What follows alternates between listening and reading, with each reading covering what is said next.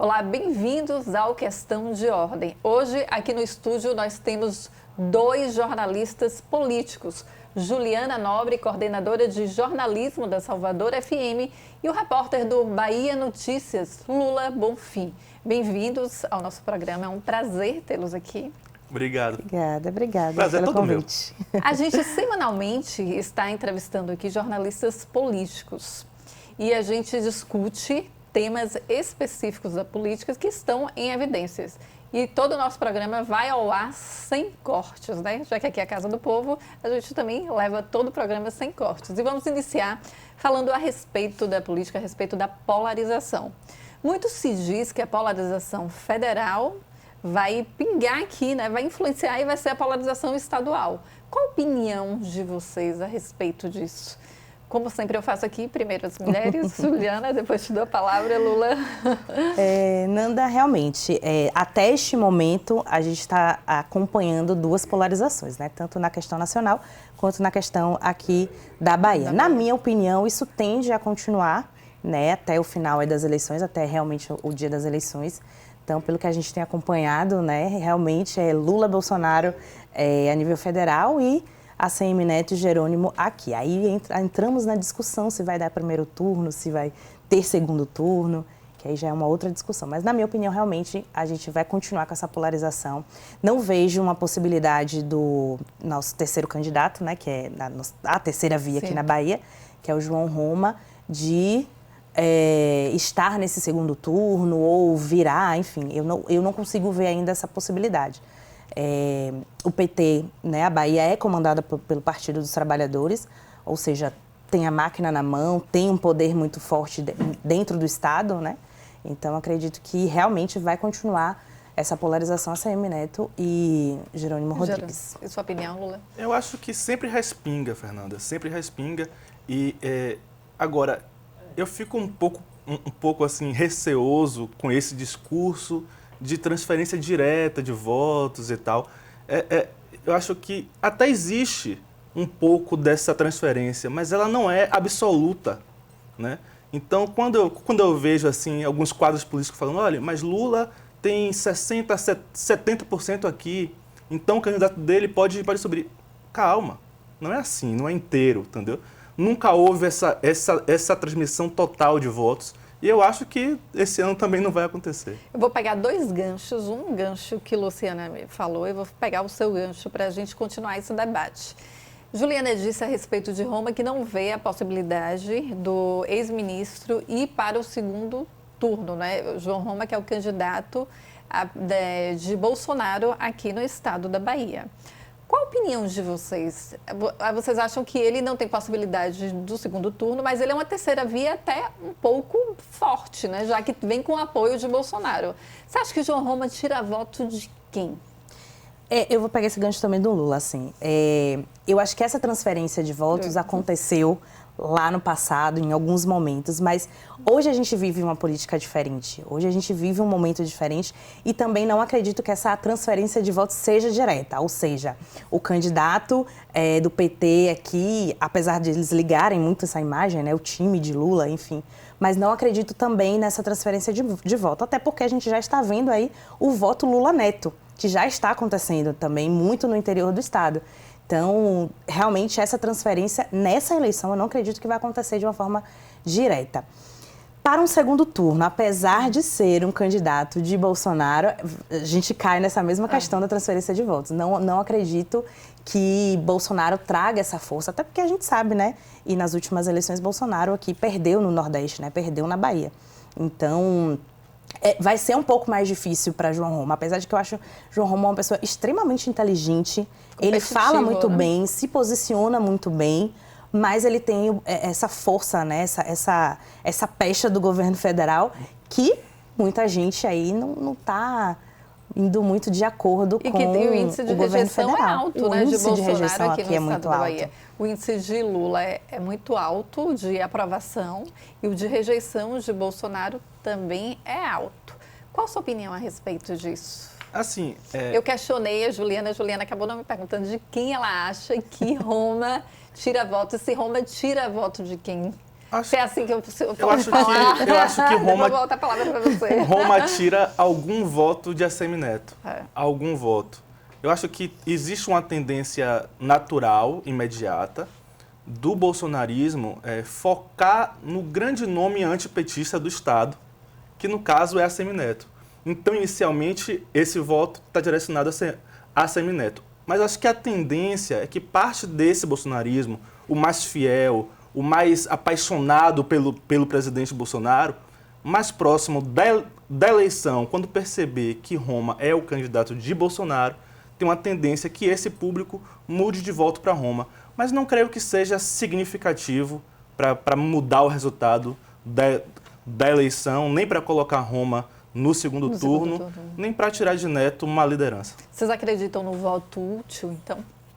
Aquele voto que as pessoas vão ali falar, eu sou anti-PT, vou votar para Semineto, para tirar e não vai votar, ou é anti-Bolsonaro e vai votar, entendeu? No contrário. É um Bavi, né, que a gente está vivendo, assim, a polarização está muito forte, de fato, nessas últimas eleições. Então é um Bavi mesmo. Quem já vai votar no PT, vai votar no PT, não vai votar em João Roma. Se tiver um segundo turno a Semineto e João Roma, por exemplo, não vai votar em João Roma. E quem tem esse voto de João Roma, que é Bolsonaro, não vai votar em um candidato do PT. Então, eu acredito que as pessoas já estão muito bem posicionadas nesse momento. Claro que a campanha ainda vai começar, né? Vai começar ainda no dia 16 de agosto, mas já tem os times formados.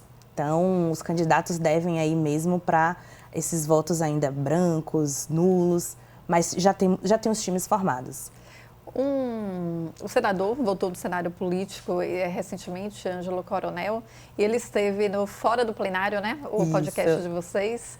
E causou muita repercussão essa entrevista que ele deu. Fala um pouco pra gente a respeito. Pois é, né? O Coronel esteve lá. Eu posso dar o link aqui para as pessoas assistirem? Fazer a propaganda? Tá lá no youtube.com/Rádio Salvador FM. É o podcast Fora do Plenário. Lula vai falar do dele também, né, Lula? Mas Coronel estava um pouco afastado, né? E a gente fez várias matérias, né? Toda a imprensa noticiou. Cadê Coronel? Cadê Coronel? Que está ausente. Muita gente chamou. E aí Coronel apareceu lá na convenção do PT no sábado, de Jerônimo Rodrigues. Causou aquela confusão, aquele burburinho e tal. Nitidamente, na minha opinião e na opinião de quem estava lá cobrindo, ele estava muito desconfortável de estar ali. E aí liguei para ele no domingo. Mas você sentiu isso como? O rosto dele mesmo, Entendi. a forma como ele falava e tal. Eu questionei 2 vezes para ele, mas tá tudo bem, Coronel? Ele, tá. Tipo, a relação, né? A relação, tá tudo bem? Tá. Mas você percebia que ele estava muito desconfortável. E aí no domingo, do nada, eu mandei uma mensagem para ele, perguntou, e aí? Perguntando, pode participar do podcast? Ele, posso.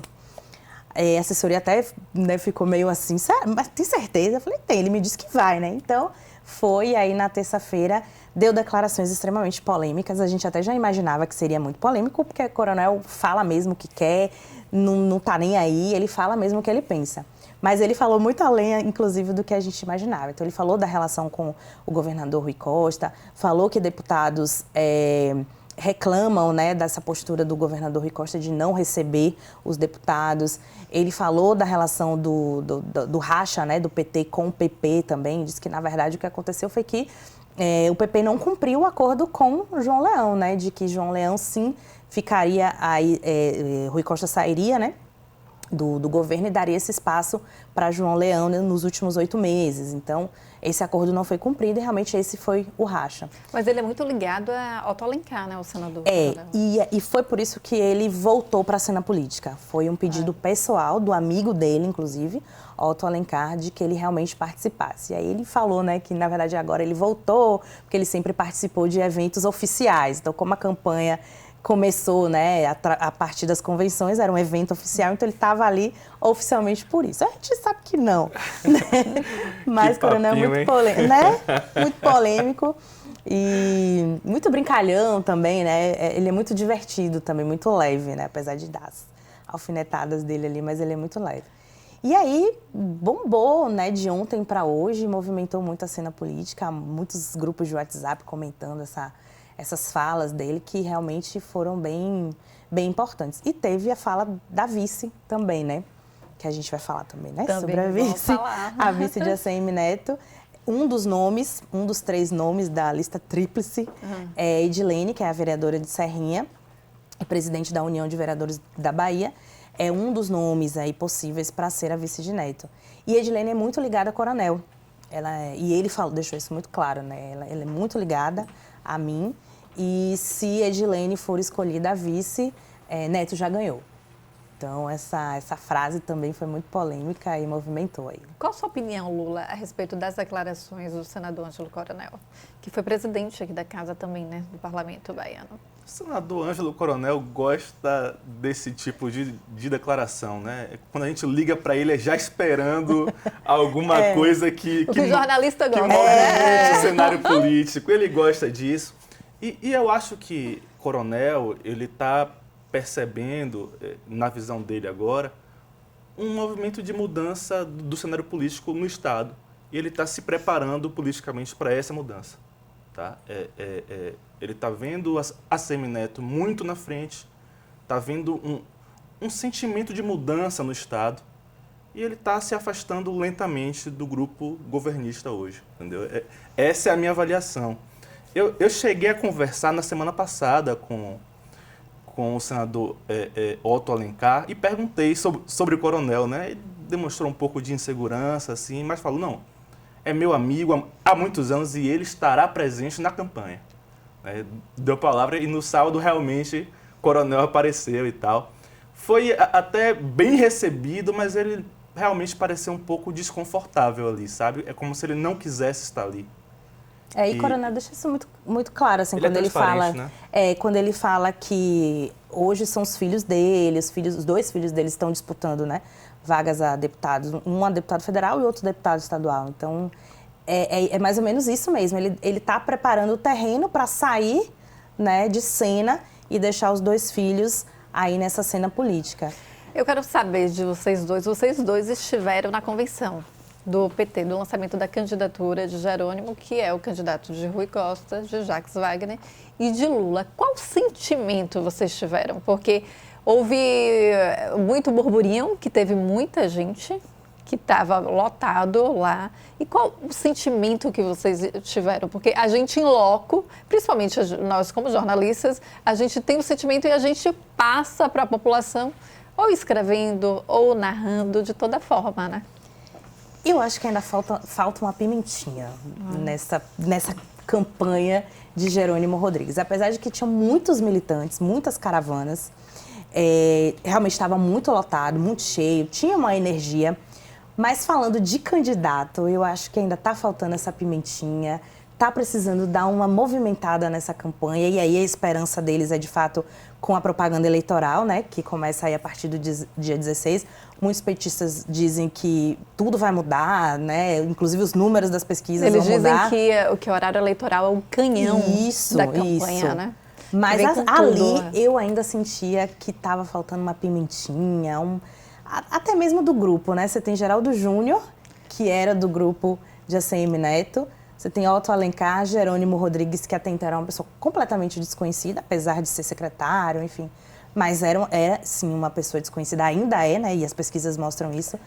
E, então, eu acho que ainda falta um pouco mais de pimenta nesse grupo, de fortalecer mesmo, sabe? De passar aquela credibilidade que o eleitor precisa. O que eu já não vejo isso no grupo do ex-prefeito ACM Neto. Até porque ACM Neto, lógico, né, já é um político há muito tempo, foi eleito 8 vezes o melhor prefeito do Brasil, então ele já traz isso com ele, né? É um herdeiro político, né? ACM Neto é um herdeiro político. E Cacá Leão a gente sabe, né, que já estava sempre ali no grupo também, né? Apesar de ser do grupo do governador Rui Costa, mas estava ali também. Então, falta o vice ainda. Mas eu sinto um pouco mais de pimentinha mesmo nesse grupo de ACM Neto do que nesse grupo aí comandado por Jerônimo Rodrigues. Eu acho até estranho que Jerônimo Rodrigues, que é um candidato que está ainda querendo se mostrar, se fazer conhecido ainda, né? Mas eu acho estranho que as declarações mais fortes do grupo governistas não venham dele.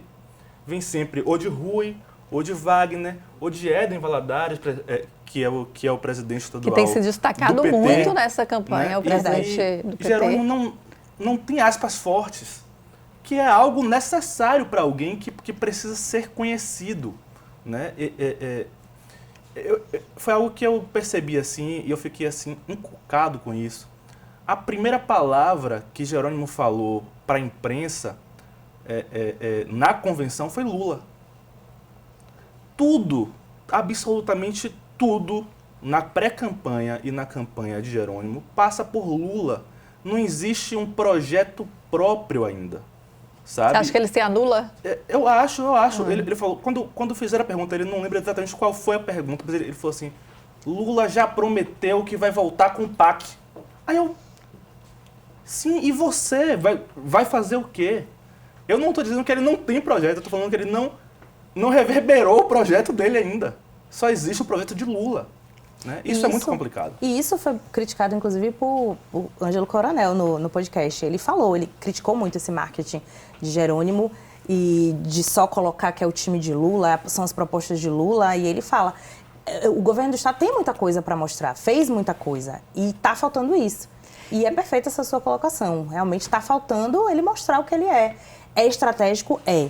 Né? Porque a gente vê pelas pesquisas que quando o nome dele é associado a Lula, Wagner, enfim, ele sobe. Mas então é estratégico nesse momento.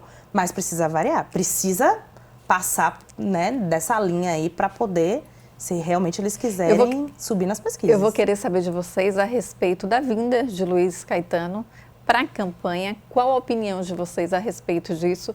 Mas antes nós vamos para um breve intervalo. A gente volta já já.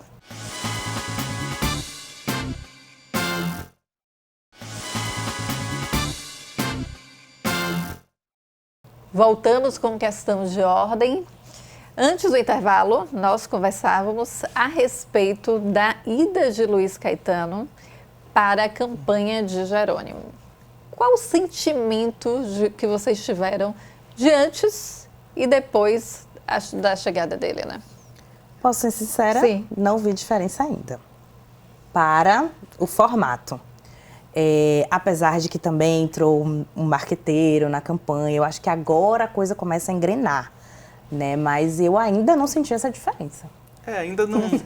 Não vingou, né? Ainda não dá pra gente ver o resultado efetivo disso, né? Mas, assim, eu acompanhei de perto esse processo de mudança e o que eu ouvi de muitas fontes é de uma insatisfação com a condução da coordenação anterior, que já era difusa, né? Estava entre Éden, Afonso e Lucas, nomes do PT. Do PT. Inclusive, algumas fontes até apelidaram esse grupo de... também, né?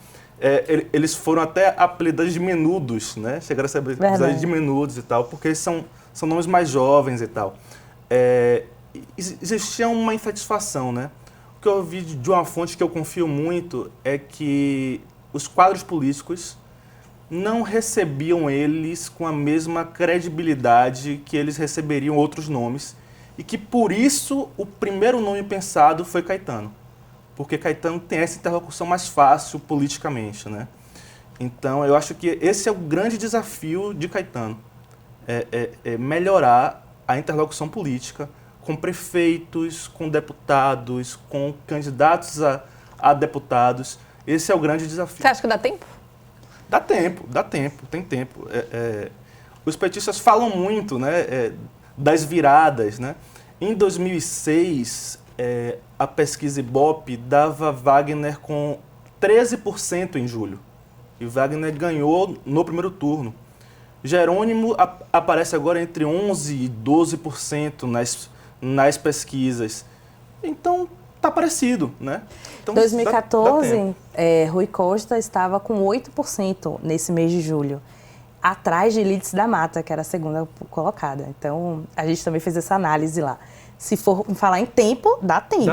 Agora precisam trabalhar, né? Gente, vocês falando disso, na época da eleição de Jacques Wagner, na primeira eleição, eu fazia pós-graduação em marketing político e pesquisa eleitoral. E aí a gente fez uma pesquisa qualitativa, que é aquela, só para explicar para o telespectador, que os jornalistas ficam sentados, tem um vidro, e aí você serve alguma comidinha, um cafezinho e começa a conversar. Nós ouvimos na época, eu acho que mais de 400 pessoas. ninguém sabia quem era Jacques Wagner. Aí quando a gente ouviu o último, aí a gente falou, vamos tentar para ver se conhece. O último disse, é um da barba branca que parece o Papai Noel. O último, e ele ganhou a eleição. Pois é. Eu lembro que na época eu achei inacreditável, porque eu participei da pesquisa e quando veio o resultado foi um susto, né? E eles se apegam muito nesses resultados, né? De Jacques Wagner e de Rui Costa também. Ninguém conhecia Rui. O nome de Rui, na época, também era um nome que não era consenso no grupo. Muita gente não queria justamente porque Rui sempre, né, na cabeça deles, é uma pessoa mais travada, né? Não tinha essa simpatia com as pessoas. Então, ele já era mais sisudo nessa época. Então, não era um nome de consenso. Mas foi um nome colocado por Jacques Wagner, foi uma aposta de Wagner, assim como Jerônimo agora é uma aposta também de Rui Costa. E Rui também ganhou no primeiro turno, né? Então os petistas estão ainda com essas contas, mas a gente sempre lembra, é uma eleição completamente diferente, porque o adversário é completamente diferente. Eu gosto sempre Esse é o grande ponto. E eu gosto sempre de repetir que política não é igual a matemática. Exato. A gente pode repetir o mesmo número, pode ser na mesma época, mas o cenário é totalmente diferente, né? Porque hoje nós temos quem? A Semineto, que é um nome competitivo. A Semineto é reconhecido nacionalmente. É um herdeiro político. Ele vem com a base toda do avô, que muitos amavam e muitos também, e outros odiavam. Mas ele consegue puxar esse gancho, principalmente no interior. Qual a opinião de vocês a respeito disso? Rapaz, ele teve uma sacada muito inteligente, né? Ele trouxe de volta o principal jingle de ACM, de ACM Avô. Eu dei esse furo no Bahia Repórter, viu? Fazer minha propaganda. É uma música excelente. Eu tinha, até 4 anos atrás, eu tinha um vizinho que ele tem esquizofrenia e ele acordava de manhã, abria a janela e começava a conversar. E ele era apaixonado por ACM, é apaixonado por ACM. E ele cantava, você se lembra de mim, eu nunca vi você tão só. É uma música que marca, que pega. Foi muito inteligente a ACM Neto trazer de volta essa música. Muito inteligente. Está na memória do eleitorado baiano, né? E ele está buscando essa coisa. E tem uma outra questão, tá? Se em 2006, quando Wagner ganhou, existia um cansaço de 16 anos seguidos dos governos carlistas, agora é o contrário. São 16 anos seguidos dos governos petistas, né? E isso pode ser mais um fator a dificultar essa virada que os petistas tanto sonham. É verdade, é verdade. Por outro lado, também, concordo com tudo, mas por outro lado também, o nome de Lula ainda é muito forte também no interior da Bahia. E Lula também resgatou o jingle, né? Lula, exatamente. Os dois jingles de sucesso. E muita gente, de fato, no interior não sabe quem é Neto, não sabe muito menos sabe quem é Jerônimo, mas sabe quem é Lula. Então, por isso também a estratégia, né, do PT de, nesse momento, fixar muito a imagem de Jerônimo a Lula nessa tentativa. Muita gente... Não, mas votaria no candidato de Lula? Se é de Lula, eu votaria. Então, tem essa força também do lulismo, né? E até o nome de Jerônimo ainda, a gente percebe que não está realmente conhecido em toda a Bahia, que o nome de Rui Costa na pesquisa qualitativa aparece. Diversas vezes. Diversas vezes. Então, quando aparece o nome dele, é porque as pessoas acreditam que ele ainda pode ser candidato e não sabem que ele está apoiando o candidato. Como isso é interessante, né? Quando você falou da pesquisa qualitativa e que ninguém conhecia a Wagner, eu estava aqui pensando, isso já era a influência de Lula, né? Quem ganhou a eleição foi principalmente Lula. Os primeiros 4 anos de governo Lula, com a estabilização da inflação, com a redução da pobreza, tudo isso teve um grande impacto na Bahia, especialmente no interior da Bahia. Um grande impacto, né? O Luz para Todos fez uma mudança muito grande no interior do estado, muito grande. Muitas comunidades não tinham energia elétrica e passaram a ter, né? E esse fator Lula, os primeiros 4 anos, foram decisivos para que Wagner fosse eleito. Novamente, tem o fator Lula na eleição. A diferença do fator Lula é que Lula não está com a máquina, né? Hoje a máquina está com Bolsonaro. Quem está no comando do programa de transferência de renda é Bolsonaro, né? que está tentando se ligar a isso, tá? Porque a população, em sua grande maioria, ainda liga isso a Lula. Ainda liga isso a Lula, mas ele está tentando inverter isso, né? Mudou o nome de Bolsa Família para Auxílio Brasil, né? E ele está tentando inverter essa ligação que o povo faz da transferência de renda de Lula para ele. E Lula, ao que a gente imagina, que a gente né, fala com as fontes, Lula também está muito preocupado com a eleição dele, né? A eleição nacional. Apesar de que o PT Bahia quer muito essa imagem, muito essa força de Lula aqui, Lula em nenhum momento fez críticas a Semineto. Era isso, né? esse é o meu questionamento. Não fez e não vai fazer. Pois é. Qual a opinião de vocês a respeito do discurso de Lula, que ele veio 2 vezes aqui já, desde a campanha? O primeiro discurso eu achei tímido, o segundo ele falou que o candidato dele era Jerônimo, mas em boa parte ele estava lindo o discurso, né? E Lula é um excelente orador, é inegável, e eu não entendi o que foi que aconteceu. Qual a opinião de vocês a respeito disso? Tem 2 pontos, né? Primeiro é que eu acho que Lula ainda está pisando em ovos, tá? Ele passou por um momento em que algumas declarações dele foram muito criticadas, né? Foram vistas como assodadas, afobadas. E aí ele meio que segurou a onda e ele está pisando em ovos em declarações. E segundo, ele está pisando em ovos duplamente em relação às eleições estaduais, exceto São Paulo. Por quê? Ele não quer arrumar inimizades. Ele pode, por exemplo, querer contar com o apoio de Assemineto em um possível segundo turno, né? Então, talvez não seja interessante para ele bater em Assemineto, ser tão incisivo contra Assemineto, né? Ele tem um candidato dele aqui, ok, mas eu não preciso tornar Assemineto um inimigo meu, porque eu posso precisar dele um pouco na frente. E pode perder também com isso, né? Porque às vezes o eleitor que vota em Assemineto, não, eles associam, né? Que assim é o voto Lula Neto, é né? o voto, né? Eu queria citar só mais uma coisa.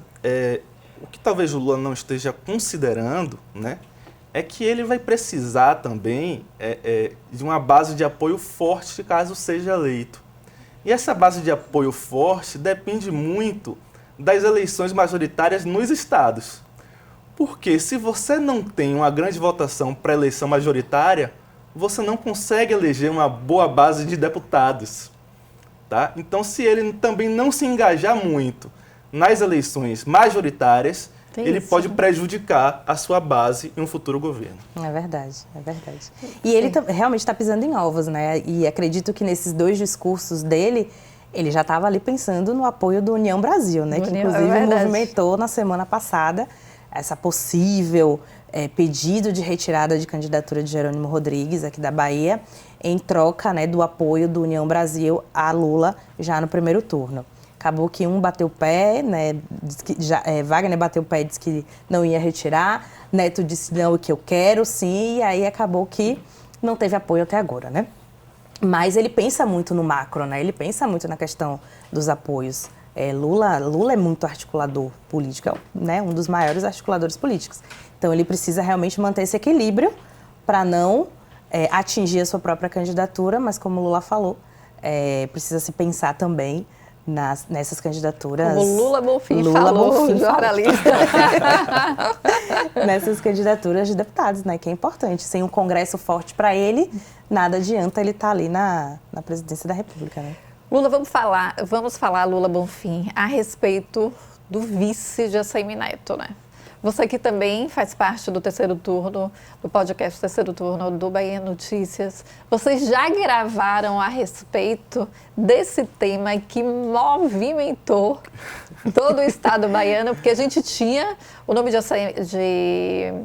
de Marcelo Nilo, que é ex-presidente aqui da Assembleia Legislativa, já era dado como certo por muitos políticos, que ele seria, sim, o candidato a vice de Assemineto. Só que ontem Marcelo Nilo declarou que ele não seria o vice e o nome de Zé Ronaldo voltou aí com muita força, né? Como para ele ser o possível candidato a vice de Assemineto. Qual a opinião de vocês a respeito disso? Já gravamos algumas vezes sobre esse tema, né? várias vezes. Em todas as vezes, o ouvinte do terceiro turno deve ter ficado, pô, mas Lula não acredita mesmo na possibilidade de Marcelo Nilo ser o vice. Eu realmente nunca acreditei nessa possibilidade. Mas por que você não acreditava? Já que o meio político todo dizia isso, né? Na minha avaliação, a Semineto tinha mais a perder eleitoralmente do que a ganhar com Marcelo Nilo. Né? Marcelo Nilo, ele tem um histórico político de embates. Né? Ele tem embate com Félix Mendonça Júnior, ele teve embate durante a gestão dele aqui na Alba. Né? São muitos embates, algumas brigas, algumas rixas, e isso fica também marcado na cabeça da população. Né? Eu achava que eleitoralmente ele também não tinha muito como contribuir. Ele tem muito tempo ainda para construir, ligar a imagem dele ao número 44. Ele já está fazendo isso. Tem 3 semanas que ele está circulando a Bahia inteira com adesivo 44, com música 44, fazendo sinal de 44. Então ele já está buscando mudar essa imagem, né? Porque, e assim, da mesma forma que ele grudou com aquele dingo 25 na cabeça, 25 não se esqueça, ele pode grudar de novo 44. Tem tempo, trabalho para isso, tem dinheiro para isso, para fazer uma longa campanha. Eu acho que... E é até fácil, né, gente? É fácil, 44 até o número mais fácil, né? Os números mais buscados pelos candidatos são aqueles que se repetem. 4 é algo fácil, algo tranquilo. Daí você falou, tem tempo e tem dinheiro. O maior fundo eleitoral é do União Brasil, que é 1 bilhão, e o maior tempo televisivo é do União Brasil. Ou seja, o que você falou está totalmente certo. A maior coligação partidária é de Assemineto, são 13 partidos, se não me engano. Né? Então, tudo favorece na questão de ter tempo para ligar Assemineto ao número 44. Já Jerônimo, a questão é ligar ele a Lula, porque o 13 está consolidado. O número já é batido e nunca teve outro número partido, né? Desde a fundação, já há mais de 40 anos, é o mesmo número. É o mesmo número, tá um pouco mais fácil, né? Mas eu imagino essa campanha bem equilibrada, sabe? Apesar de a campanha do PT tem as suas deficiências, a de Assemineto também tem algumas deficiências, mas tem tempo. E tudo vai começar a partir do dia 16 de agosto. Acho que hoje a gente tem uma visão, mas a partir do dia 16 de agosto a gente vai ter uma visão completamente diferente, né? Porque realmente a propaganda de TV tem uma força muito grande. Eu tenho certeza que essa distância vai encurtar bastante, tá? Eu não acredito em um resultado eleitoral com a diferença maior do que 10%. Não acredito. Pouquíssimo, gente. Eu acho que a gente vai ter... vai chegar em outubro bastante equilibrado. Você que apresenta o terceiro turno no Bahia Notícias, acredita no segundo turno na Bahia? Eu acho que é possível. A gente não tem tido essa tradição nas últimas eleições, mas eu acho que é possível dependendo do sucesso da campanha de João Roma. Né? O quanto ele vai conseguir levar para ele os votos fiéis de Bolsonaro. Que não são muitos na Bahia, né? Talvez 20%, né? Mas se ele levar 15%, é provável que tenhamos segundo turno. Eu acredito nisso. Apesar de não ter esse histórico, eu acredito que esse ano, por justamente ser uma campanha completamente diferente e por ter adversários completamente diferentes, eu imagino que dessa vez a Bahia terá segundo turno. Estou acreditando. Gente, eu quero agradecer a presença de vocês dois aqui. Para mim foi um enorme prazer tê-los aqui. Lula se destacando, Lula Bonfim se destacando como repórter do Bahia Notícias e também do podcast Terceiro Turno. E vocês deveriam colocar também na rádio, né? Porque eu vejo sempre no site, no Bahia Notícias, mas eu falei, gente, não passa na rádio? Eu vou cometer uma inconfidência. A gente já vai levar para o YouTube, é o nosso próximo passo. A gente vai fazer ao vivo no YouTube também. Legal, vou assistir, viu? E, Juliana, também quero te agradecer, você como coordenadora do Salvador FM de jornalismo aqui com a gente. Obrigada. E já iniciou aí o podcast de vocês, parabéns de vocês, o Fora do Plenário, que já iniciou com grande repercussão, né? Trazendo essas notícias políticas e movimentando o cenário político, porque isso é gostoso, né, gente? Nosso papel é verdade, é verdade. Obrigada, a gente já está no tá? YouTube, então só assistir. Obrigada, viu, pela oportunidade. Muito bacana a gente discutir sobre política. E sem cortes, viu? Obrigado, Fernanda. Muito obrigado pelo convite. Estou muito feliz de estar aqui e estar com você é sempre excelente. Obrigada. Mais vezes vocês voltarão. Obrigada. A gente fica por aqui. Até o próximo programa.